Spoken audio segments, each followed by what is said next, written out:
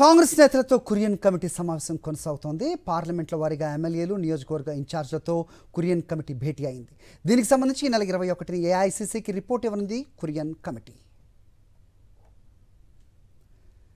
దీనిపై మరింత సమాచారం మా ప్రతినిధి రాకేష్ అందిస్తారు. రాకేష్, ఎన్నికలు గడిచాయి, ఫలితాలు వెలువడ్డాయి, చాలా కాలం గడిచింది. ప్రస్తుతం కురియన్ కమిటీ వైఫల్యానికి గల కారణాలు, మరే ఇతర అంశాలు దీంట్లో చర్చిస్తున్నారు? ఏం జరుగుతోంది? అప్డేట్ చెప్పండి.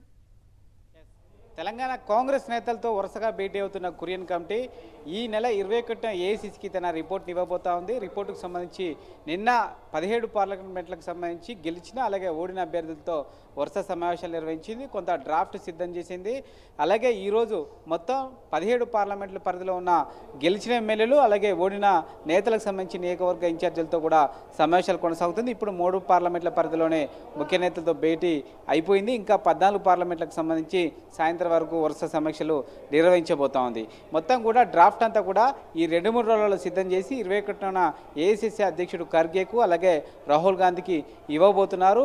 ముఖ్యంగా నిన్న ఓడిపోయిన అభ్యర్థులు కూడా తీవ్ర అసహనం వ్యక్తం చేశారు. పార్టీకి సంబంధించిన నేతలు కొంతమంది తమ గెలుపు కోసం పని చేయలేదు, పార్టీ నుంచి పూర్తి సహకారం అందకపోవడం వల్లనే నష్టపోయాం, ఎన్నికల్లో ఓడిపోయామంటూ కూడా కొందరు నేతలు చెప్పారు. మరికొంతమంది నేతలు చివరి నిమిషంలో టికెట్ ఖరారు చేయడం వల్ల మేము పనిచేసింది ఒక చోట అయితే మరో చోట టికెట్ ఇవ్వడం వల్ల ఓడిపోయామంటూ కూడా మరికొందరు నేతలు కురియన్ కమిటీ చెప్పారు. ఈరోజు పార్టీకి సంబంధించిన ఎమ్మెల్యేలు అలాగే ఓడిపోయిన నేతలు భేటీన సందర్భంగా కూడా కొంతమంది నేతలు పార్టీకి సంబంధించి ఇన్ఛార్జీలపైన అసహనం వ్యక్తం చేసినట్టుగా తెలుస్తోంది.